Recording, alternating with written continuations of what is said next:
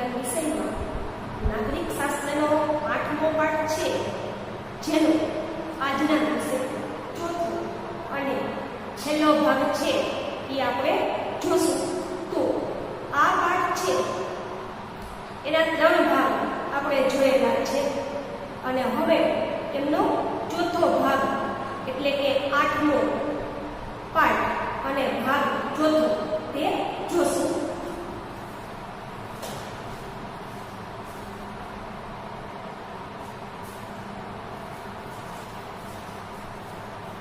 તો આપણે અગાઉ લેક્ચરમાં જોયેલું કે બંધારણના મૂળભૂત લક્ષણો અહીં 8મા પાઠમાં 14 આપેલા છે, જેમાં 6ની આપણે માહિતી મેળવી હતી.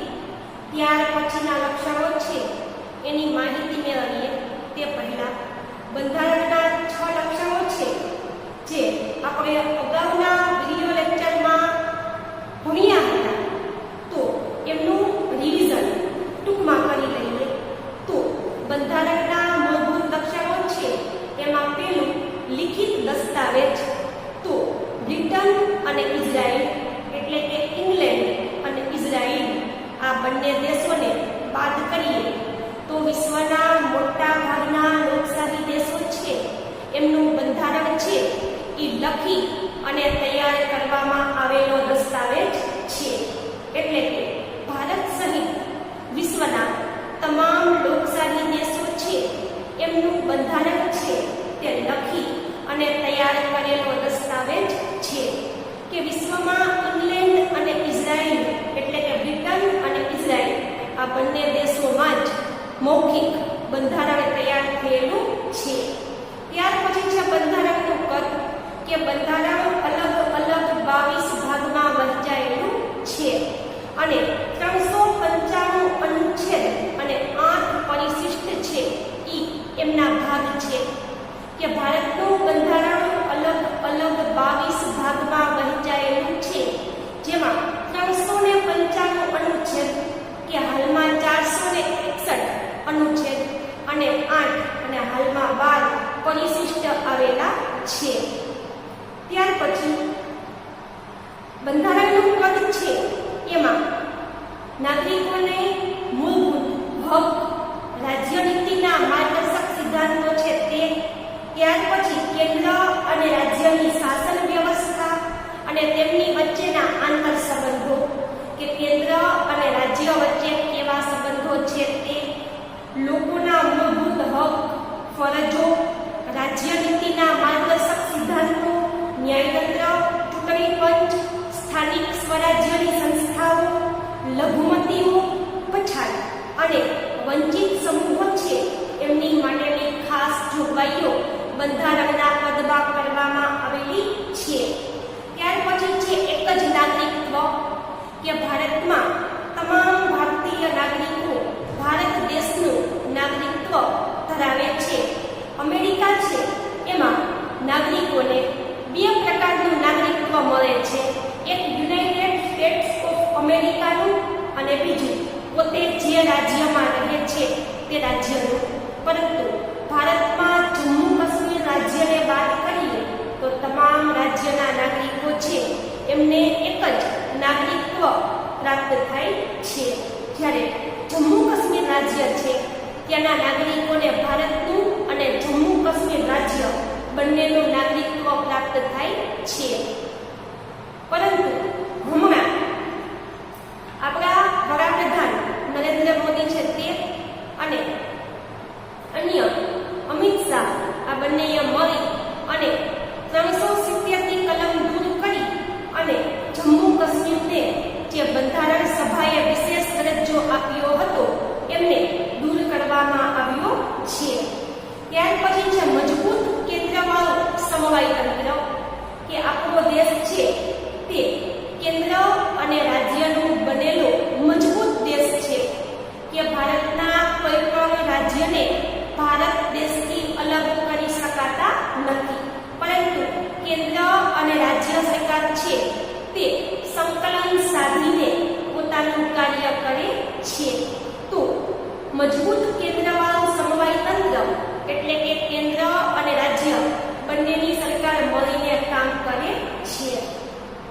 ત્યાર પછી છે કે ભારતમાં કેન્દ્ર અને રાજ્ય વચ્ચે સત્તાનું સ્પષ્ટ વિભાજન થયું છે, જેમાં કેન્દ્ર યાદી, રાજ્ય યાદી અને સંયુક્ત યાદી કે કેન્દ્ર યાદી કે જે વિષય ઉપર કેન્દ્ર સરકાર પોતે નિયમો બનાવી શકે એમને કેન્દ્રની યાદીના વિષય કહે છે. ત્યાર પછી રાજ્ય યાદી કે જે યાદી ઉપર રાજ્ય સરકાર પોતે નિયમ કે કાયદા બનાવી શકે તેમને રાજ્ય યાદી કહે છે. અને સંયુક્ત યાદી એટલે કે કેન્દ્ર અને રાજ્ય બંને સાથે મળી અને જે યાદી તૈયાર કરે એમને સંયુક્ત યાદી કહે છે. ત્યાર પછી છે શેષ સત્તાઓ કે કેન્દ્ર, રાજ્ય કે સંયુક્ત યાદીમાં જે વિષયનો સમાવેશ થયો નથી તેમને શેષ એટલે કે વધારાની સત્તાઓ કહે છે. ત્યાર પછી છે કટોકટી લાગે ત્યારે એકતંત્રી વ્યવસ્થા કે આપણા દેશમાં કટોકટી કે યુદ્ધ, બાહ્ય આક્રમણ જેવી પરિસ્થિતિ ઊભી થાય ત્યારે કટોકટી લગાવવામાં આવે છે. તો કે યુદ્ધ કે બાહ્ય આક્રમણ થવાનું ત્યારે સલામતી વિષયક કટોકટી લગાવવામાં આવે છે. ત્યાર પછી કોઈ પણ રાજ્ય છે એ બંધારણના નિયમો પ્રમાણે ચાલતું ન હોય ત્યાં કાયદો અને વ્યવસ્થા તૂટી ભાગ્યા હોય, જ્યાં રાષ્ટ્રપતિનું શાસન લગાવી દેવામાં આવે એમને બંધારણીય કટોકટી કહે છે. અને ત્રીજી કટોકટી છે નાણાકીય કે નાણાંનું મૂલ્ય ઝડપથી ધોવાઈ જાય અને ભાવ વધારો સતત થાય એટલે આંતરરાષ્ટ્રીય બજારમાં ભારતીય નાણું છે એની કિંમત ધીમે ધીમે ઘટવા લાગે ત્યારે નાણાકીય કટોકટી લગાવવામાં આવે છે. ત્યાર પછી છે દ્વિગૃહી પ્રથા કે ભારતની સંસદ છે એ લોકસભા અને રાજ્યસભા બંને ગૃહમાંથી બનેલી છે, જેમાં લોકસભા છે તે 5 વર્ષ માટે ચૂંટાઈ આવતું એક પ્રકારની શાસન વ્યવસ્થા છે કે જેમાં મોટે ભાગે લોકસભા છે તેમાં 5 વર્ષે સભ્યો ચૂંટાઈને આવે છે અને 5 વર્ષ પછી એમનો સમયગાળો પૂરો થાય ત્યારે ચૂંટણી કરવામાં આવે છે. એવી રીતે છે રાજ્યસભા કે રાજ્યસભા છે એ કાયમી ગૃહ છે, એમને વિખેરી શકાતું નથી પણ દર 6 વર્ષે તેના ત્રીજા ભાગના સભ્યો 2 વર્ષે નિવૃત્ત થાય છે અને એટલા જ સભ્યોની 2 વર્ષે ચૂંટણી કરી અને તેમને ફરીથી ભરી દેવામાં આવે છે. રાજ્યસભા કાયમી ગૃહ છે. રાજ્યસભાનો સભ્ય 6 વર્ષ સુધી પોતાનો શાસન ભોગવી શકે છે, પરંતુ બંધારણે રાજ્યસભા કરતાં લોકસભાને વિશેષ મહત્વ આપ્યું છે, કેમ કે લોકસભામાં લોકોના ચૂંટાયેલા પ્રતિનિધિઓ હોય છે, જ્યારે રાજ્યસભામાં દરેક રાજ્યની વિધાનસભાના સભ્યોએ જેમને ચૂંટ્યા હોય એવા લોકો છે તે સભ્ય બનતા હોય છે. ત્યાર પછી આગળ જોઈએ સ્વતંત્ર, નિષ્પક્ષ અને એકીકૃત ન્યાયતંત્ર કે ભારતનું ન્યાયતંત્ર છે એ સ્વતંત્ર છે, પોતાની જાતે તમામ પ્રકારના નિર્ણય કરી શકે છે. નિષ્પક્ષ એટલે કોઈનો પક્ષ લેતું નથી, બધાને સમાન ગણી અને સમાન ન્યાય આપે છે. અને એકીકૃત એટલે કે એક સળંગ ક્રમમાં ગોઠવાયેલું હોય એવું ન્યાયતંત્ર ભારત દેશનું છે. બંધારણીય જોગવાઈ પ્રમાણે ભારતમાં સળંગ, સ્વતંત્ર, નિષ્પક્ષ અને એક સૂત્રી ન્યાયતંત્રની સ્થાપના થયેલી છે.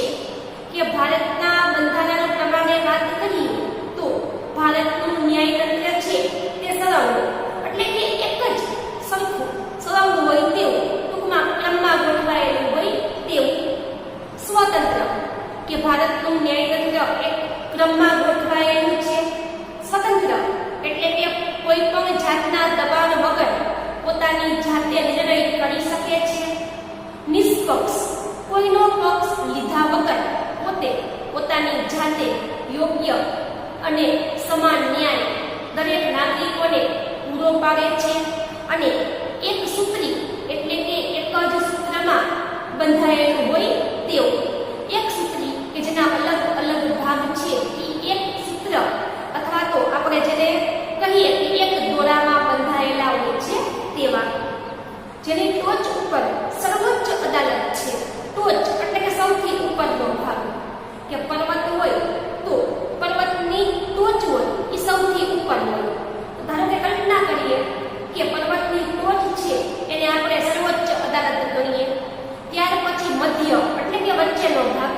કે વચ્ચેનો ભાગ છે ત્યાં રાજ્ય કક્ષાની વડી અદાલત આવેલી છે, કે ભારતમાં ટોચ ઉપર સર્વોચ્ચ અદાલત છે જેને અંગ્રેજીમાં સુપ્રીમ કોર્ટ કહે છે, જે આખા ભારતમાં એક દિલ્હીમાં આવેલી છે. એમની નીચે મધ્યમાં દરેક રાજ્યમાં વડી અદાલત આવેલી છે જેને અંગ્રેજીમાં હાઈકોર્ટ કહે છે. અને વડી અદાલતની નીચે દરેક જિલ્લામાં જિલ્લા કક્ષાની અને તાબાની તેમજ વિશેષ અદાલતો આવેલી છે, કે દરેક રાજ્યમાં વડી અદાલત એક હોય છે.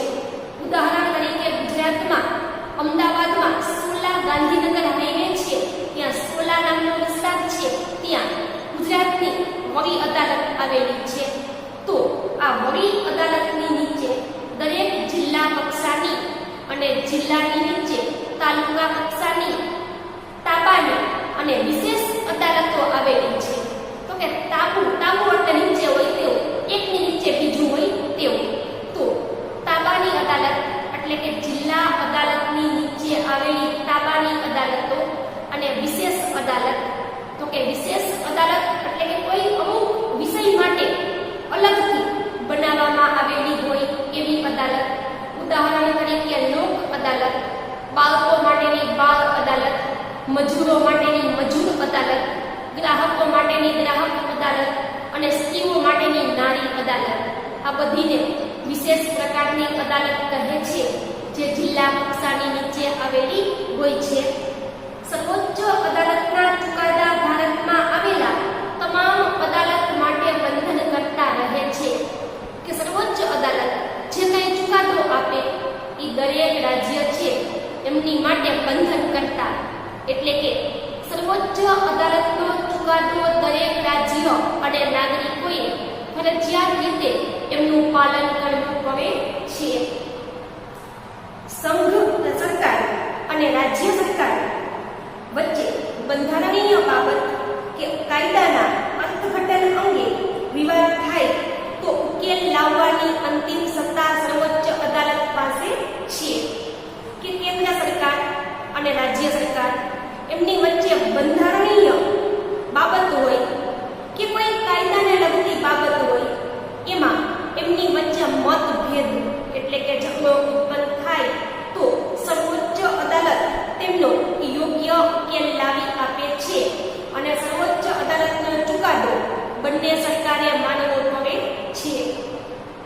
ન્યાયતંત્ર કારોબારીથી સ્વતંત્ર છે, કે કારોબારી એટલે કે પ્રધાનમંત્રી અને એમનું મંત્રીમંડળ અને એમનો વહીવટી વિભાગ જે કારોબારીમાં આવે છે, કે જ્યાં પ્રધાનમંત્રી છે એમનો તમામ પ્રકારનો વહીવટ ચાલતો હોય છે દેશ માટેનો. તો ન્યાયતંત્ર કારોબારીથી સ્વતંત્ર છે. બંધારણના રક્ષક અને વાલી તરીકે ન્યાયતંત્ર નાગરિકોના અધિકારોનું રક્ષણ કરે છે, કે બંધારણના રક્ષક તરીકે એટલે કે બંધારણની રક્ષણ કરવા માટે કે બંધારણ છે એમનો કોઈ અયોગ્ય ઉપયોગ ન કરે એટલા માટે બંધારણના રક્ષક તરીકે. અને વાલી એટલે કે માતા પિતા, જેવી રીતે માતા પિતા પોતાના બાળકનું ધ્યાન રાખે એવી રીતે બંધારણનું રક્ષણ કરવા માટે અને દરેક નાગરિકોના વાલી તરીકે સર્વોચ્ચ અદાલત છે એ નાગરિકોના અધિકારોનું રક્ષણ કરે છે. ત્યાર પછી છે બંધારણમાં સુધારો, કે બંધારણમાં વખતો વખત સુધારો કરી શકાય છે. તો ભારતીય બંધારણ અન્ય દેશોના બંધારણ કરતાં પરિવર્તનશીલ છે, એટલે અન્ય દેશોનું બંધારણ છે એમાં ઝડપથી પરિવર્તન કરી શકાતું નથી. જ્યારે ભારતનું બંધારણ એવું લચીલું બનાવવામાં આવ્યું છે કે જેમાં યોગ્ય હોય તો પરિવર્તન દ્વારા ફેરફાર કરી શકાય છે.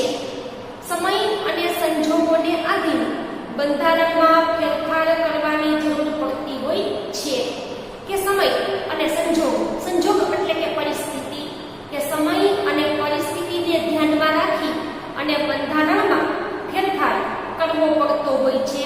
તો બંધારણમાં ફેરફારની કલમોને 3 ભાગમાં વહેંચવામાં આવી છે, કે બંધારણમાં ફેરફાર કરવો હોય તો અલગ અલગ 3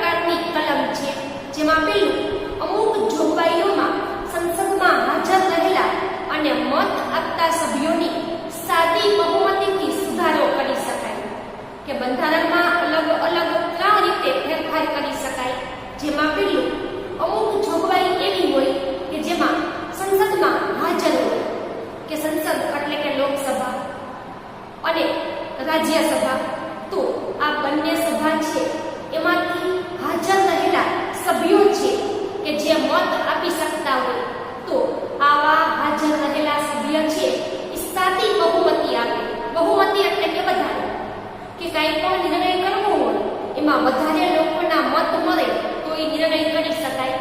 તો બંધારણમાં ફેરફાર કરવો હોય તો સંસદમાં હાજર રહેલા સભ્યો છે એમાંથી મોટા ભાગના લોકો સાદી રીતે બહુમતી આપી દે તો ફેરફાર કરી શકાય છે.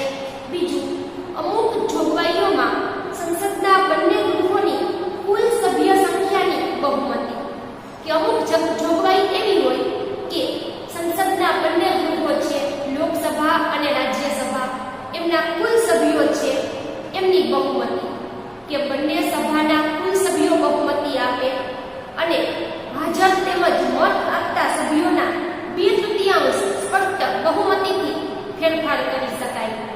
એટલે કે બીજી રીતે બંધારણમાં સુધારો કરવો હોય તો લોકસભા અને રાજ્યસભાના કુલ સભ્યો છે કે જેમાંથી હાજર રહેલા અને મત આપી શકતા હોય એવા 2/3 એટલે કે ત્રીજા ભાગના સભ્યો છે એ જો બહુમતી આપી દે તો બંધારણમાં સુધારો કરી શકાય છે. એટલે કે બંધારણમાં લોકસભા અને રાજ્યસભાના હાજર રહેલા સભ્યોમાંથી ત્રીજા ભાગના સભ્યો છે એ સ્પષ્ટ બહુમતી આપે તો બંધારણમાં સુધારો કરી શકાય છે. ત્રીજું, બંધારણના અમુક ભાગમાં સુધારો કરવા માટે સંસદના બંને ગૃહોની કુલ સભ્ય સંખ્યાની બહુમતી તેમજ હાજર અને મત આપતા 2/3 સભ્યની બહુમતી ઉપરાંત અડધા કરતાં વધુ ઘટક રાજ્યની વિધાનસભા ગૃહોની મંજૂરી જરૂરી છે. કે બંધારણના અમુક ભાગમાં સુધારો કરવો હોય તો સંસદના બંને ગૃહો છે એની કુલ સભ્ય સંખ્યાની બહુમતી, કે અમુક ભાગમાં સુધારો કરવા માટે થઈ અને સંસદના બંને ગૃહો છે એના કુલ સભ્યો છે એમની બહુમતી અને હાજર રહેલા અને મત આપતા સભ્યોની 2/3 બહુમતી ઉપરાંત અડધા કરતાં વધારે ઘટક રાજ્યની વિધાનસભાની મંજૂરી હોવી જરૂરી છે. કે ત્રીજી બાબત જોઈએ તો સંસદના બંને ગૃહો છે એના કુલ સભ્ય સંખ્યા છે તે બહુમતી આપે તેમજ બધા સભ્યો હાજર ન હોય તો હાજર રહેલા સભ્યોમાંથી અને મત આપતા સભ્યોમાંથી 2/3 એટલે કે ત્રીજા ભાગના સભ્ય છે તે બહુમતી આપે અને અડધા કરતાં વધુ ઘટક રાજ્યો, કે ભારતના જેટલા રાજ્ય છે એમાંથી અડધા કરતાં વધારે રાજ્ય છે એમની વિધાનસભા મંજૂરી આપે તો પણ બંધારણમાં સુધારો કરી શકાય છે. એટલે ત્રીજી કલમ એવું કહે છે કે બંને ગૃહના સભ્યો છે એ કુલ બહુમતી આપી દે તો અથવા તો બંને ગૃહમાંથી હાજર રહેલા સભ્ય છે એમાંથી ત્રીજા ભાગના સભ્ય બહુમતી આપે અને સાથે સાથે ભારતના જેટલા રાજ્ય છે એની તમામ રાજ્ય છે એમાંથી અડધા ભાગના રાજ્યની વિધાનસભા મંજૂરી આપે તો પણ બંધારણમાં સુધારો કરી શકાય છે. કેન્દ્ર અને રાજ્યના આંતર સંબંધો કે ઉચ્ચ ન્યાયતંત્રના માળખામાં સુધારો કરવાનો હોય ત્યારે કુલ રાજ્યના ઓછામાં ઓછા અડધા રાજ્યની સંમતિથી કરી શકાય.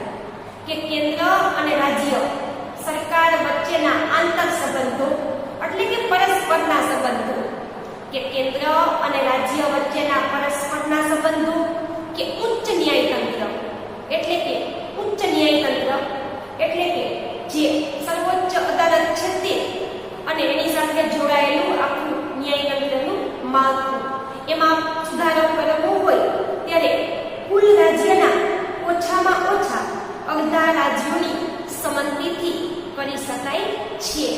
એટલે કે ઘણીવાર કેન્દ્ર અને રાજ્ય વચ્ચેના આંતર સંબંધો કે ઉચ્ચ ન્યાયતંત્રના માળખામાં સુધારો કરવો હોય તો ભારતના કુલ રાજ્ય છે એમાંથી અડધા ભાગના રાજ્ય છે એની સંમતિથી ફેરફાર કરી શકાય છે.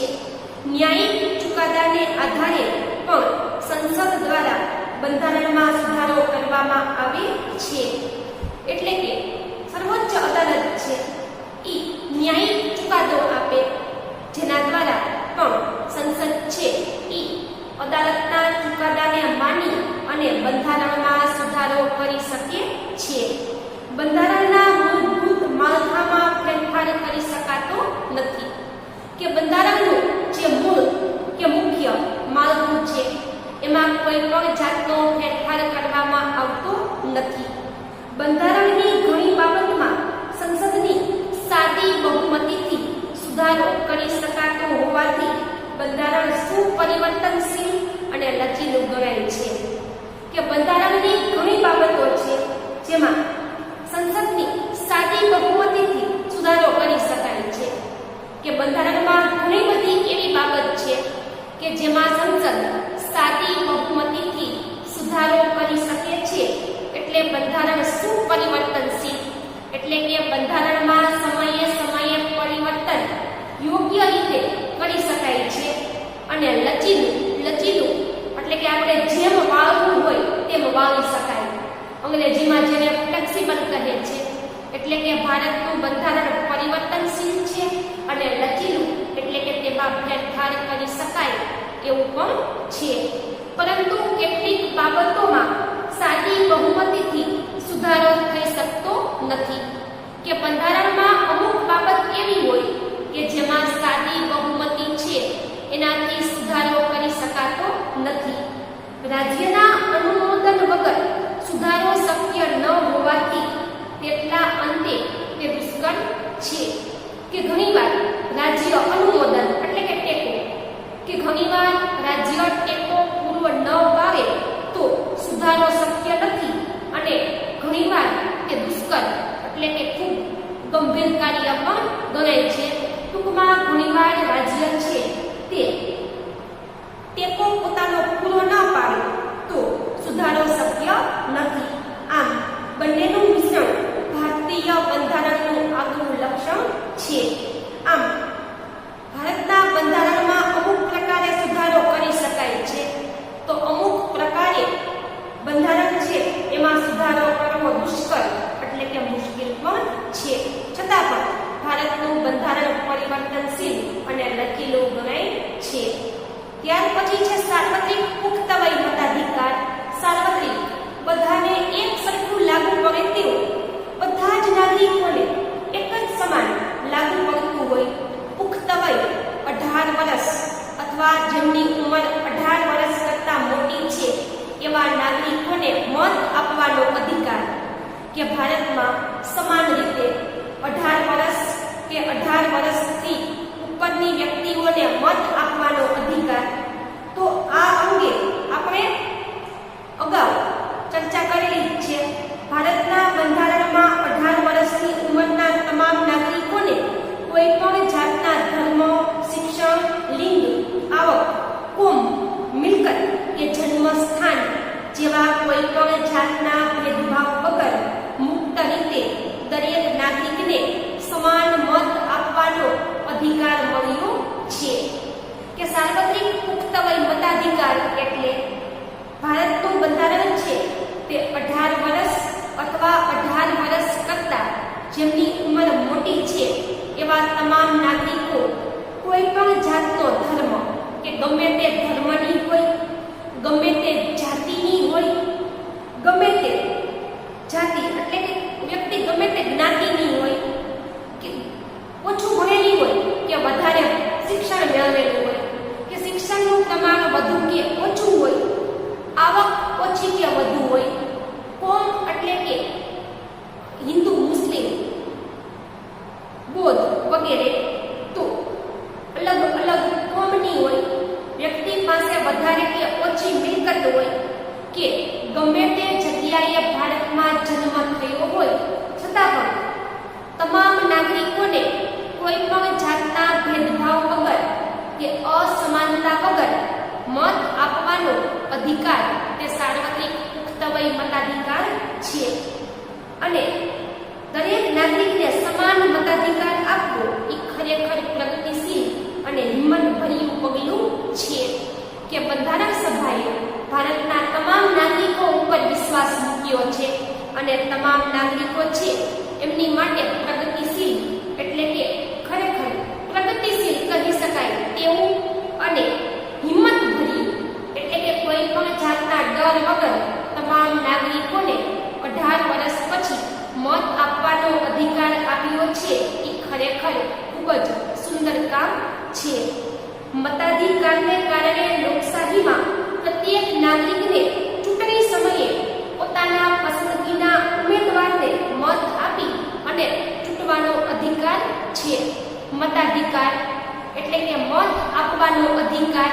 તો આ અધિકાર દ્વારા લોકશાહીમાં પ્રત્યેક એટલે કે દરેક નાગરિકો છે એ ચૂંટણી સમયે પોતાની પસંદગીના ઉમેદવાર એટલે કે જે વ્યક્તિ ચૂંટણી લડવા માટે ઊભી છે, તો ચૂંટણી છે એમાં મત આપનારા લોકો છે એ પોતાની પસંદગીના ઉમેદવારને મત આપી અને ચૂંટવાનો અધિકાર ધરાવે છે. ચૂંટણીઓમાં યુવા મતદારોની ઉત્તરોત્તર વધતી સંખ્યા, સજાગતા, ઉમળકો.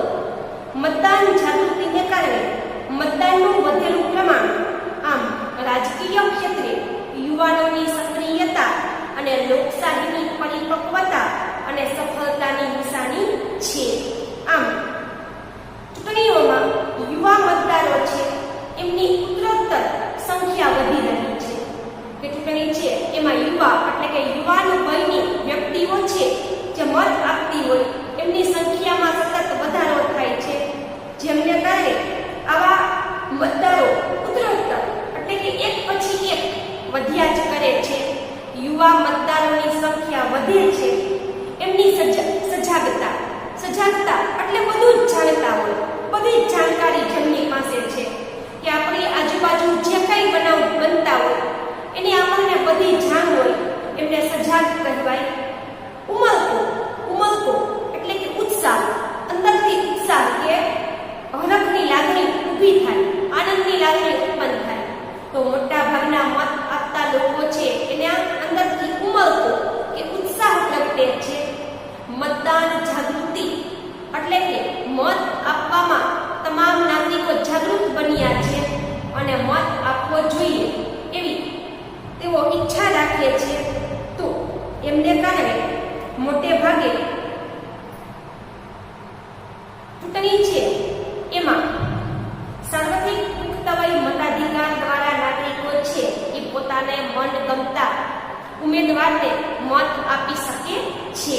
આમ રાજકીય ક્ષેત્રે યુવાનોની સક્રિયતા અને લોકશાહીની પરિપક્વતા અને સફળતાની નિશાની ગણાય છે. કે રાજકારણના ક્ષેત્રની વાત કરીએ તો યુવાનોની સક્રિયતા કે યુવાન એટલે કે 18 વર્ષ કરતા મોટી ઉંમરની વ્યક્તિ છે એમની સક્રિયતા એટલે કે સતત મત છે એમાં મતની જે કંઈ પ્રક્રિયા ચાલતી હોય એમાં સતત પોતે કાર્ય કરતા રહે, ઉમળકાપૂર્વક. સક્રિયતા એટલે કે બધી જ રીતે કામ કરવા માટે સક્ષમ હોય. અને લોકશાહીની કે જો યુવાન સક્રિય હશે, યુવાન જાગૃત હશે તો લોકશાહી છે તે પરિપક્વ બનશે. પરિપક્વ કે જેનો સંપૂર્ણ વિકાસ થઈ ગયો છે તેવું.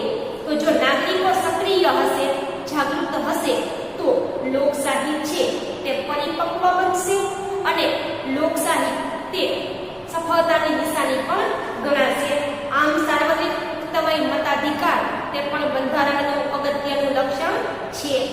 ત્યાર પછી છે ધર્મનિરપેક્ષતા એટલે કે બિન સાંપ્રદાયિકતા. ટૂંકમાં બિન સાંપ્રદાયિકતા એટલે ભારત સરકાર છે એ કોઈ પણ ધર્મને વધારે કે ઓછું મહત્વ આપી શકતી નથી, પરંતુ તમામ ધર્મ એમની માટે સમાન છે અને દરેક નાગરિક પોતાને મનગમતો ધર્મ પાળી શકે છે. આ અંગે અમુકમાં આપણે જોયું હતું. ભારતીય બંધારણમાં સર્વ ધર્મ તરફ સમાન દ્રષ્ટિ અને સમાન આદરભાવનો સ્વીકાર થયો છે. કે ભારતનું બંધારણ છે એ સર્વ એટલે કે બધા જ ધર્મ છે એને સમાન દ્રષ્ટિથી એટલે કે ભારતનું બંધારણ બધા જ ધર્મને એક સમાન નજરથી, એક સમાન દ્રષ્ટિથી જુએ છે અને સમાન રીતે આદરભાવનો સ્વીકાર પણ કરે છે. કે ભારતનું બંધારણ છે એ તમામ ધર્મ છે એમનો આદરપૂર્વક એમનો સ્વીકાર કરે છે. રાજ્ય દ્વારા કોઈ પણ ધર્મને ધર્મને ઉત્તેજન કે ટેકો આપી શકાતો નથી. રાજ્ય એટલે કે સરકાર કોઈ પણ ધર્મને ઉત્તેજન એટલે કે મહત્વ અને ટેકો આપી શકતી નથી. રાજ્યને પોતાનો કોઈ ધર્મ કે સંપ્રદાય નથી, કે ભારત સરકારને પોતાનો કોઈ ધર્મ નથી અને સંપ્રદાય એટલે કે ધર્મના પેટા પ્રકાર, કે ભારતને પોતાનો કોઈ ધર્મ નથી કે સંપ્રદાય નથી. રાજ્ય તટસ્થ છે એટલે કે સરકાર તટસ્થ બધાને સમાન રીતે જુએ ધર્મની બાબતમાં એવી છે. તટસ્થ એટલે કે સમાન જોવું, તો સરકાર બધા જ ધર્મને એક સમાન રીતે જુએ છે. ભારતીય બંધારણમાં કોમી પક્ષપાત કે ધાર્મિક બાબતોથી પર છે. પર એટલે કે અલગ. તો ભારત છે એમનું બંધારણ કોમી પક્ષપાત, કોમ એટલે કે અલગ અલગ ધર્મના લોકો, જેમ કે હિન્દુ અને મુસ્લિમ ધર્મના લોકો. તો ભારતનું બંધારણ કોમી પક્ષપાત એટલે કે અમુકને મહત્વ આપવું અને બીજાને મહત્વ ન આપવું, એને પક્ષપાત કર્યો કહેવાય.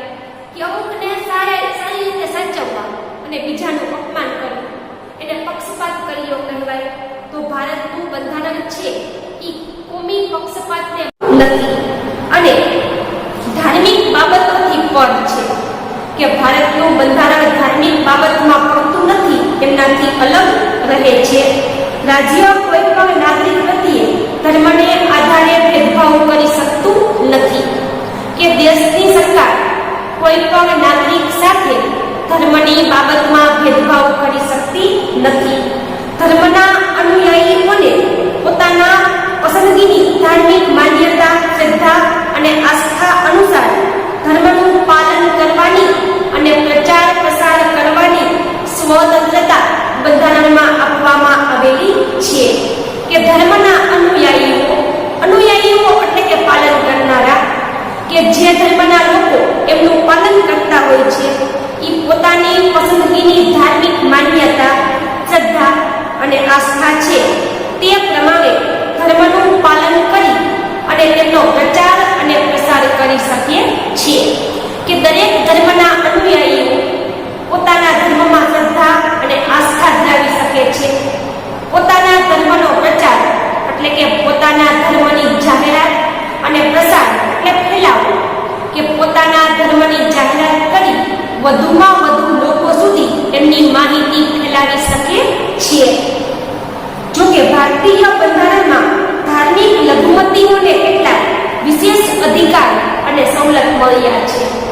કે ભારતમાં જે ધર્મ લઘુમતીમાં છે એટલે ભારતમાં હિન્દુ જ્ઞાતિ બહુમતીમાં છે, બાકી હિન્દુ સિવાય તમામ ધર્મ છે, મુસ્લિમ હોય, શીખ હોય, પારસી હોય કે જૈન હોય અથવા તો કોઈ પણ, તો હિન્દુ ધર્મની સામે તમામ ધર્મના લોકો ભારતમાં લઘુમતીમાં છે.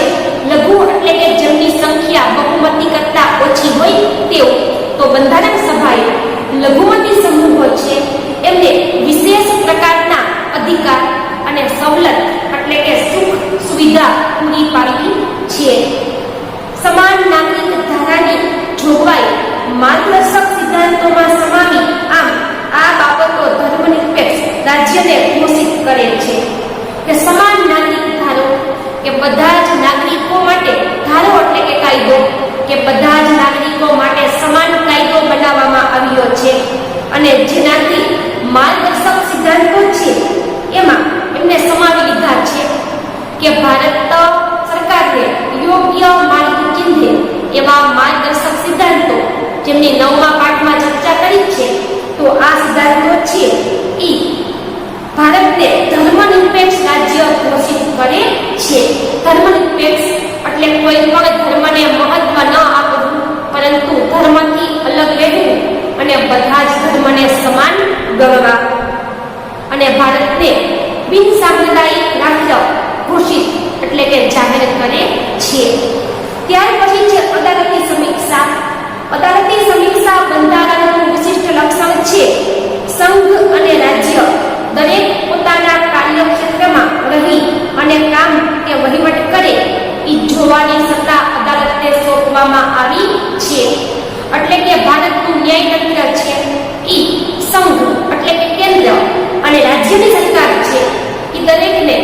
બંધારણે પોતપોતાના કામ સોંપેલા છે, તો અદાલતને એ જોવાનું છે કે બંને સરકાર પોતાનું કાર્ય યોગ્ય રીતે કરે છે કે નહીં. સંસદની સત્તાઓને અવગણ્યા વગર અદાલતી સમીક્ષા વિશેના સિદ્ધાંતો વચ્ચે એક સુમેળ સ્થાપવાનો પ્રયાસ બંધારણમાં કર્યો છે કે સંસદને બંધારણે સત્તા આપી છે, તો એ સત્તાની અવગણના ન થાય અને સાથે સાથે અદાલતી સમીક્ષા એટલે કે અદાલત સંસદમાં દખલ કર્યા વગર સંસદ બરાબર કામ કરે છે કે નહીં તે અદાલતી સમીક્ષા દ્વારા જુએ છે અને એમના સિદ્ધાંતો વચ્ચે એક સુમેળ એટલે કે સાથ સહકાર, તો કે સંસદ છે એની સત્તાઓની અવગણના પણ ન થાય અને અદાલત સાથે સાથે તેમનું ધ્યાન પણ રાખી શકે. આવો યોગ્ય સુમેળ સાધીને અદાલતી સમીક્ષા સિદ્ધાંત રચવામાં આવ્યો છે. સંસદની સત્તાઓને સંસદ કે ધારાસભાઓએ ઘડેલા કાયદાઓ અને બહાર પાડેલા આદેશ, વટહુકમ, અદાલતી ચુકાદાઓ અને બંધારણીય સુધારાઓની સમીક્ષા કરવાની સત્તા અદાલતને આપવામાં આવી છે. કે સંસદ એટલે કે કેન્દ્ર સરકાર અને ધારાસભા એટલે કે દરેક રાજ્યની વિધાનસભા, તો એમણે બનાવેલા કાયદાઓ છે અને સાથે સાથે એમણે કઈ આદેશ બહાર પાડ્યા હોય નાગરિકો માટે, વટહુકમ કે નાગરિકોને કઈ હુકમ કર્યા હોય, અદાલતી ચુકાદાઓ આપ્યા હોય કે બંધારણની સમીક્ષા કરવાની સત્તા છે એ અદાલતને આપવામાં આવી છે. કે સંસદ કે ધારાસભાએ કઈ કાયદો બનાવ્યો હોય તો નાગરિકો એનું યોગ્ય પાલન કરે છે કે નહીં. પછી સંસદ અને વિધાનસભાએ જે વટહુકમ, આદેશ અને અદાલતી ચુકાદાઓ બહાર પાડ્યા છે એનું નાગરિકો પાલન કરે છે કે નહીં એ અદાલતી સમીક્ષા દ્વારા જાણવામાં આવે છે. અદાલતને જો એવું ખાતરી થાય કે ઘડવામાં આવેલા કાયદાઓ, સુધારાઓ કે બહાર પાડેલા હુકમોથી બંધારણની મૂળભૂત જોગવાઈઓ સાથે સુસંગત નથી, તો અદાલત એમને ગેરબંધારણીય ઠેરવી અને રદ-બાતલ જાહેર કરી શકે છે. એટલે કે અદાલતને જો ખાતરી થાય, એટલે કે અદાલતને જો વિશ્વાસ આવી જાય કે કેન્દ્ર અને વિધાનસભાએ બનાવેલા કાયદાઓ, સુધારાઓ અથવા તો એમણે જે કંઈ હુકમ બહાર પાડ્યા છે એ બંધારણની મૂળ જોગવાઈ સાથે સુસંગત નથી, સુસંગત એટલે યોગ્ય મેળ ન બેસે તેવો, તો અદાલતને એવું લાગે કે કેન્દ્ર અને રાજ્ય સરકારે બનાવેલા કાયદાઓ, વટહુકમ કે આદેશો જે બહાર પાડ્યા છે એ બંધારણીય જોગવાઈની સાથે મેળ નથી બેસતા, તો એમને રદ-બાતલ એટલે દૂર કરવું, તો ગેરબંધારણીય એટલે કે બંધારણની વિરુદ્ધ દોરી અને તેમને રદ અથવા તો દૂર કરી શકે છે. ત્યાર પછી છે મૂળભૂત હક અને ફરજો. ભારતના લોકો એક સ્વતંત્ર રાષ્ટ્રના નાગરિક તરીકે ગૌરવપૂર્ણ જીવન જીવી શકે તે માટે બંધારણમાં મૂળભૂત હક આપવામાં આવ્યા છે. કે ભારતના નાગરિકો છે તે એક સ્વતંત્ર રાષ્ટ્રના નાગરિક તરીકે સ્વતંત્ર રીતે અને ગૌરવપૂર્વક જીવન જીવી શકે એટલા માટે એમને મૂળભૂત હક બંધારણ સભાએ આપેલા છે. કે ભારતના નાગરિકો સ્વતંત્ર રીતે જીવન જીવી શકે એટલા માટે એમને મૂળભૂત હક અપાયેલા છે. સર્વાંગી વિકાસની સાથે રાષ્ટ્રના વિકાસ માટે જરૂરી સ્વતંત્રતાની ખાતરી સાથે હક અને ફરજ એ લોકશાહી સમાજની મહામૂલી મૂડી છે. એટલે કે સર્વાંગી વિકાસ, સર્વાંગી એટલે કે બધા જ પાસાઓનો વિકાસ, કે દરેક નાગરિક અને સમાજના તમામ પાસાઓનો વિકાસ થાય એમને સર્વાંગી વિકાસ કહેવાય. અને સાથે સાથે સર્વાંગી વિકાસની સાથે સાથે રાષ્ટ્રનો વિકાસ પણ થાય તે માટે જરૂરી સ્વતંત્રતાની ખાતરી કે વિશ્વાસ આપવો અને હક અને ફરજ એ લોકશાહી સમાજની મહામૂલી મૂડી છે. મહામૂલી જેમનું મૂલ્ય અનેક ગણું છે એવી મૂડી અથવા તો મિલકત એટલે કે મૂળભૂત હક અને ફરજો છે. બંધારણીય ઇલાજનો હક વર્ષના બાળકોને ફરજિયાત શિક્ષણનો હક પણ બંધારણમાં સમાવવામાં આવ્યો છે. કે બંધારણીય ઇલાજોનો હક, કે ભારતના નાગરિકોને મૂળ 6 હક મળેલા છે કે જેની ચર્ચા આપણે આની પછીના 9મા પાઠમાં કરશું. તો 6 હકો છે, એમાંથી છઠ્ઠો હક છે બંધારણીય ઇલાજોનો હક. તો કે બંધારણીય ઇલાજોનો હક એટલે શું? તો કે 1 થી 5 હક છે, જેમ કે સ્વતંત્રતાનો, સમાનતાનો, શિક્ષણ મેળવવાનો, ધાર્મિક સ્વતંત્રતાનો, શૈક્ષણિક અને સાંસ્કૃતિક હક અને શોષણ વિરોધી હક. તો આ બધા હકો છે કે જેમાંથી કોઈ પણ એકનો ભંગ થતો હોય તો વ્યક્તિ છે એ અદાલતમાં જઈ અને ન્યાય માગી શકે. એમને બંધારણીય ઇલાજનો હક કહે છે. કે આપણને જે હક મળ્યા છે એમાંથી કોઈ પણ એક હકનું ઉલ્લંઘન થતું હોય, એનું યોગ્ય પાલન ન થતું હોય તો આપણે અદાલતમાં જઈ અને ન્યાય માગી શકીએ. એને બંધારણીય ઇલાજનો હક કહે છે. અને 6 થી 14 વર્ષની ઉંમરના બાળકો છે એમને ફરજિયાત મફત શિક્ષણ પ્રાપ્ત થાય એવી પણ જોગવાઈ આ ફરજમાં કરવામાં આવેલી છે. ત્યાર પછી છે રાજ્ય નીતિના માર્ગદર્શક સિદ્ધાંતો. કે સરકાર છે એને કોઈ પણ પ્રશ્ન ઊભો થાય કાયદો ઘડવામાં કે નિયમ બનાવવામાં તો એમને માર્ગદર્શક એટલે કે આપણને સાચો રસ્તો બતાવે. તો કોઈ પણ સાચો રસ્તો બતાવનાર સિદ્ધાંત કે જેમને રાજ્ય નીતિના માર્ગદર્શક સિદ્ધાંત કહે છે. સરકારને કાંઈ પણ જાતના પ્રશ્ન હોય તો યોગ્ય રસ્તો બતાવે એવા માર્ગદર્શક સિદ્ધાંતોનો પણ બંધારણના લક્ષણમાં સમાવેશ કરેલો છે. લોકોના રક્ષણ, સલામતીની સાથે કલ્યાણ સાધવાના પ્રયાસ રાજ્યએ કરવાનો છે. કે લોકોનું રક્ષણ, સલામતી, કે લોકોનું રક્ષણ કરવું, સલામતી સાધવી અને સાથે સાથે કલ્યાણ સાધવાનો પ્રયાસ રાજ્ય સરકારે કરવાનો છે. એટલે કે લોકોનું રક્ષણ થાય, લોકોની સલામતી જળવાઈ રહે અને તેમનું કલ્યાણ સાધી શકાય એવો પ્રયત્ન સરકારે કરવાનો છે. રાજ્યની નીતિ ઘડતરમાં અને રાજ્ય શાસનમાં રાજ્ય નીતિના માર્ગદર્શક સિદ્ધાંતો છે એ યોગ્ય માર્ગદર્શન આપે છે.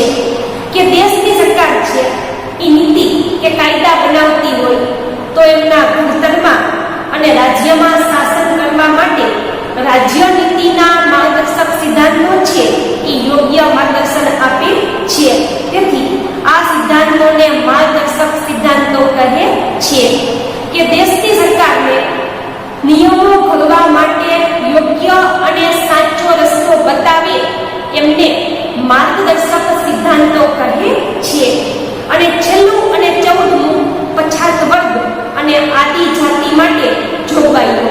પછાત વર્ગ કે ભૂતકાળમાં સામાજિક અને આર્થિક ક્ષેત્રમાં પછાત રહી ગઈ હોય એવી જાતિ અને આદિ એટલે કે આદિવાસી જંગલમાં રહેતી જાતિઓ કે ભૂતકાળમાં પછાત રહી ગઈ હોય સામાજિક, આર્થિક અને શૈક્ષણિક ક્ષેત્રમાં અને આદિવાસી જાતિઓ તો એમની માટેની વિશેષ પ્રકારની જોગવાઈઓ કે આવી સમાજની પછાત જાતિઓ સમાજમાં આગળ આવી શકે, આદિવાસી જાતિઓનું કલ્યાણ થઈ શકે, સમાજના પછાત વર્ગ કે પછાત જાતિઓ કે વંચિત સમુદાયોના ઉત્કર્ષ અને તેઓને સામાન્ય પ્રવાહમાં ફેરવવા માટે ભારતના બંધારણમાં વિશેષ પ્રકારની જોગવાઈઓ કરવામાં આવી છે. સમાજના પછાત વર્ગ એટલે કે સમાજમાં પ્રાચીન સમયથી પછાત અવસ્થામાં અને ગરીબીની અવસ્થામાં રહેતો પછાત વર્ગ, જાતિ કે વંચિત સમુદાય. વંચિત એટલે દૂર રહેવું, કે સામાન્ય સમાજ કરતા જેઓ દૂર રહેલા હતા, સામાન્ય સમાજથી જેઓ અલગ રહેલો હતો એવો સમુદાય. સમુદાય એટલે કે સમૂહ. તો સામાન્ય સમાજ કરતા જે સમૂહ અલગ પડી ગયો છે એમને વિશેષ પ્રકારની સુવિધા આપવા માટે, ઉત્કર્ષ એટલે કે તેમનું કલ્યાણ કરવા માટે અને તેમને સામાન્ય પ્રવાહમાં સામાન્ય લોકો સાથે ભેળવવા માટે થઈ અને સક્ષમ અને કાર્યક્ષમ બનાવવા માટે થઈ અને ભારતના બંધારણમાં વિશેષ પ્રકારની જોગવાઈઓ કરવામાં આવી છે. ધારાગૃહોમાં સ્થાનિક સ્વરાજ્યની ચૂંટણીઓમાં રાજકીય પ્રતિનિધિત્વ